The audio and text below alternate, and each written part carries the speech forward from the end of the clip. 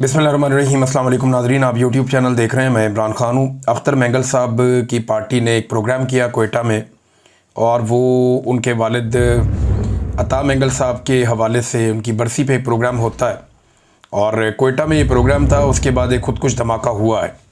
ये इस साल दूसरा मौका है पिछले चंद महीनों में कि अख्तर मेंगल साहब के ऊपर खुदकुश हमला किया गया है, और ख़ुदकुश हमले में 13 अफराद अब तक शहीद हुए हैं, और कई लोग जो ज़मीन पे वहाँ गिरे हुए थे, जो देखा गया उस वक्त, वो बहुत बड़ी तादाद में। वहाँ ज़ख्मियों के बारे में बताया जा रहा है कि लगभग दर्जनों लोग वहाँ पे ज़ख्मी हुए हैं इस ख़ुदकुश धमाके के नतीजे में। कुछ लोग कह रहे हैं 30 से ज़ायद हैं, कुछ लोग 40 का फिगर बता रहे हैं। लेकिन जो मकामी सहाफ़ी हैं उनका ये कहना है कि अख्तर मेंगल के एक करीबी साथी हैं BNP मेंगल के साजिद तरीन साहब, ये नायब सदर हैं, और ये भी इस वाक़े में 13 अफराद के साथ शहीद हो गए हैं। इससे पहले आपको याद होगा लखपास के मकाम पर जब अख्तर मेंगल साहब धरना देकर बैठे हुए थे और कोयटा में आना चाहते थे, तो वहाँ पे भी एक खुदकुश धमाका हुआ था, और उसमें भी कुछ नुकसान हुआ था। अब ये खुदकुश धमाका होना, इसके नतीजे में लोगों का शहीद होना, एक्चुअली अख्तर मेंगल साहब की लड़ाई तो इस वक्त रियासत के साथ है, लेकिन क्या इस मौके से कोई और फ़ायदा उठाना चाहता है? ये एक बड़ा सवाल है जो मौजूद रहेगा जब तक कि गैर जानिबदाराना इंक्वायरी नहीं होती। पता नहीं चलता कि वो कौन है जो अख्तर मेंगल साहब को खुदकुश हमले में निशाना बनाना चाहता है। वहाँ पे अख्तर मेंगल साहब के अलावा महमूद अचकज़ई और दाऊद शाह काकड़, जो पाकिस्तान तहरीक इंसाफ के रहनुमा, ये लोग भी मौजूद थे, और इनके निकलते ही फौरी तौर पर कुछ लोग कहते हैं कि विद इन मिनट्स ये धमाका हुआ है। जैसे ही ये लोग निकले वैसे ही धमाका हो गया, और ज़्यादा लोगों का ये कहना है कि इसमें मुमकिन तौर पे अख्तर मेंगल को टारगेट किया जाना था। खुशकिस्मती से वो भी महफूज रहे, महमूद खान अचकज़ई भी महफूज रहे, और दाऊद शाह काकड़ भी महफूज रहे। लेकिन ये बड़ा अनफॉर्चुनेट है कि 13 लोग इसमें शहीद हो गए। अब अख्तर मेंगल साहब ने क्या कहा इस दिन, ये मैं आपको बता दूं। डॉक्टर मुबारक बलोच को 3 MPO के तहत कैद किया हुआ है, और 4 माह से उन्हें रिमांड पर रखा हुआ है। क्या मुल्क 2 लख्त करने वालों का कभी रिमांड दिया गया?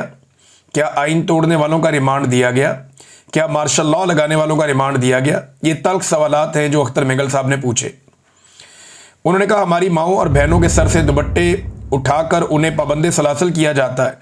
हमारे अकाबरीन इस धरती पर मौजूद नहीं है, इसलिए गीदड़ भी शेर बन गए हैं। आज सूबे के वारिस वो बने हैं वल्लाह जिनके घर से एक मुर्गी भी शहीद नहीं हुई। ये वो जो सूबे के अंदर जिनको हुकूमत बनाकर दी गई है, ये लोग तो जाली हुकूमत है और जाली किस्म के सियासतदान हैं। एस्टेब्लिशमेंट के कंधों के ऊपर बैठ के इन्होंने हमेशा इक़्तिदार हासिल किया है। संजरानी साहब आपको याद है एस्टेब्लिशमेंट के चेयरमैन सेनेट थे। फिर काकड़ साहब को बनाया गया बाकायदा वज़ीर आज़म निगरान, वो भी एस्टेब्लिशमेंट के आदमी है। अभी बुगटी साहब जो है ये पुराने एस्टेब्लिशमेंट के आदमी है, और इस वक्त इनको बनाया गया वज़ीर आला बलूचिस्तान। इस बारे में बात कर रहे हैं। फिर अख्तर मेंगल साहब ने कहा कि आज जिसको जमहूरी दौर कहा जा रहा है, इसमें आप तकरीर करो तो आपके ऊपर FIR काट दी जाती है कि आपने रियासत मुखालिफ तकरीर की है। और भाई तुमने किस जानवर का नाम रियासत रखा हुआ है?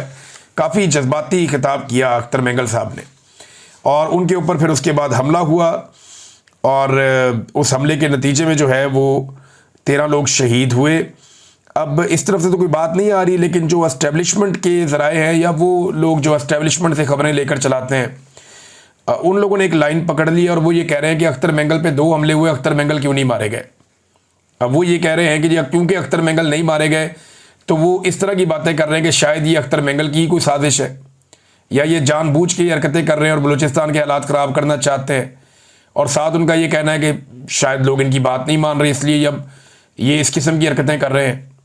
अब ये प्रोपेगेंडा करना ये और ज़्यादा अफसोसनाक होता है। एक सूबा है जो रियासत कंट्रोल नहीं कर पा रही, रियासती इदारे मुकम्मल तौर पर नाकाम है, वहाँ पर जो जाली हुकूमत बनाएगी वो भी मुकम्मल तौर पर नाकाम है।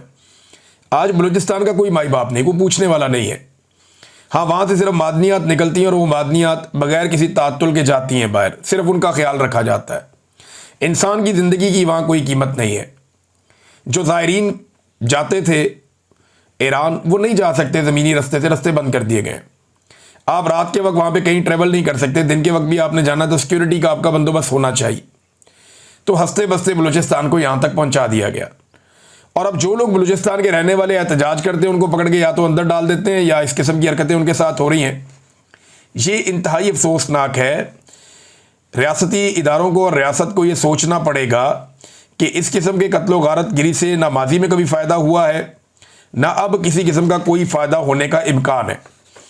इमरान खान साहब की बहनें उनको दोबारा मिलने के लिए गई थी, क्योंकि आपको पता है कि कल मंगल का दिन था। वो सारा दिन बेचारी वहाँ पे इंतज़ार करती रही, सुबह से शाम हो गई, उनकी मुलाकात नहीं करवाई गई और रात के तक उन्होंने इंतज़ार किया। उसके बाद फिर वो वहाँ से मायूस होकर लौट गई। मुज़ाहमत की एक मिसाल कायम की है इमरान खान की बहनों ने। वहाँ अलीमा खान अकेली दीवार पे बैठी रही बहुत देर तक। कारकुन पहले आए, उन्होंने बहुत एहतजाज किया, लेकिन रात गए फिर अलीमा खान वापस गई वहाँ से, जब उनकी मुलाकात नहीं करवाई गई। एक मुलाकात हुई है, इमरान खान साहब का एक ट्वीट भी बाहर आया बैरिस्टर गौर के ज़रिए। अब ये जो इमरान खान साहब का ट्वीट आया, इसके बारे में बेशतर लोग ये कहते हैं कि ये एडिटेड है, यानी जो इमरान खान साहब ने पिछले ट्वीट के अंदर एक रवैया अपनाया था उसका कुछ भी इसके अंदर नज़र नहीं आ रहा। और उससे जो पिछला ट्वीट था वो क्योंकि एक और साहब गए थे मिलने के लिए, तो तब भी चीज़ें काफ़ी गायब थी बीच में से। तो जिस दिन इमरान खान की बहनें मिलती हैं ना, उस दिन आती है असल खबर बाहर। जिस दिन इमरान खान को कोई उनका करीबी साथी मिलता है ऐसा जो कुछ बहादुर हो, या इमरान खान की बहनें मिलें, या ज़्यादा लोग मिल जाएं, या जिस दिन मीडिया इमरान खान साहब से मिल जाए, या जिस दिन अदालत में इमरान खान साहब का केस लग जाए, उस दिन सारी खबरें बाहर आ जाती हैं। उन्हें रोकने की कोशिश की जा रही थी कि जब तक एक्सटेंशन के मामला हल नहीं हो जाते तब तक के लिए रोका जाए फिलहाल। तो अलीमा खानम की मुलाकात नहीं करवाएगी। अब जो ट्वीट है वो पढ़ के आपको सुनाया दूँ, ये बातें तो इमरान खान साहब ने की हैं, लेकिन ऐसा लगता है कि पिछले ट्वीट को अगर आप इमरान खान के पढ़ें तो ऐसा लगता है कि इमरान खान साहब की बातें तो हैं लेकिन एडिटेड है, यानी इनको थोड़ा सा सेंसर किया गया है। और वो देखे ना, इतना ही हर एक की पसली तो नहीं होती ना कि हर चीज़ लाके बाहर बता दे। इमरान खान तब कहते हैं, मैं पाकिस्तानी कौम से अपील करता हूँ कि वो मुल्क भर में जारी अफसोसनाक सैलाबी सूरत हाल में रेस्क्यू एंड रिलीफ मुहिम में हमेशा की तरह बढ़ चढ़ कर हिस्सा ले। तहरीक इंसाफ भी सैलाब ज़दगान के लिए बिला तफरीक अपना किरदार अदा करे। ये बहुत अच्छी बात की इमरान खान साहब ने। इस वक्त सबको तवज्जो जो है वो सैलाब मुतासरीन की तरफ रखनी चाहिए। मैं हमेशा मौसमियाती तब्दीलियों और उनसे आने वाले नुकसानात के हवाले से शऊर उजागर करता रहा हूँ। हमने पहले खैबर पख्तूनख्वा में बिलियन ट्री सुनामी शुरू करवाया और वफाकी हुकूमत में आकर 10 बिलियन ट्री सुनामी शुरू करवाया।